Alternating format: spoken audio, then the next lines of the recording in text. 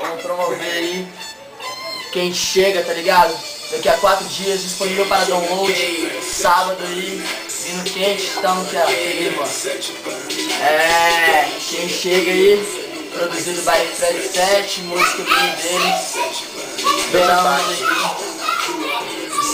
Com um show aí que a gente vai tocar com o DJ Passarinho aí em breve. DJ Passarinho, manda um salve lá. Tamo aqui, Vamos, as pessoas que vai baixar vai ser a placa.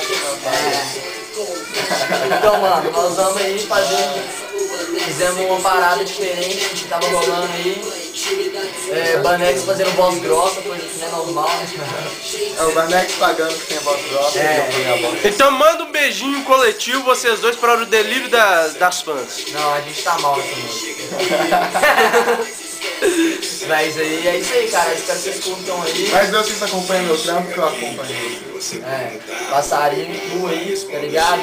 031, GX5, tá ligado? E a gente não vai prestar pra ninguém antes do dia. Um monte de gente tá pedindo no MSN, mas não vai passar.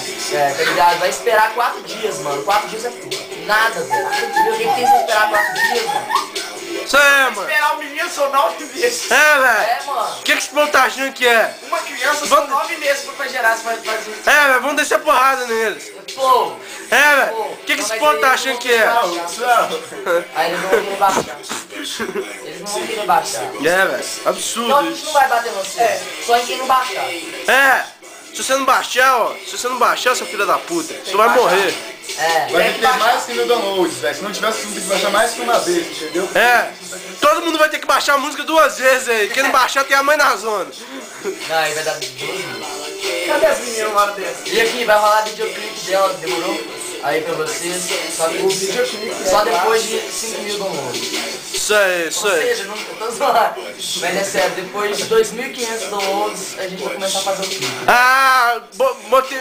Botou moral agora, botou moral, velho. 2.500 downloads, Eu vou ali pegar o choquito.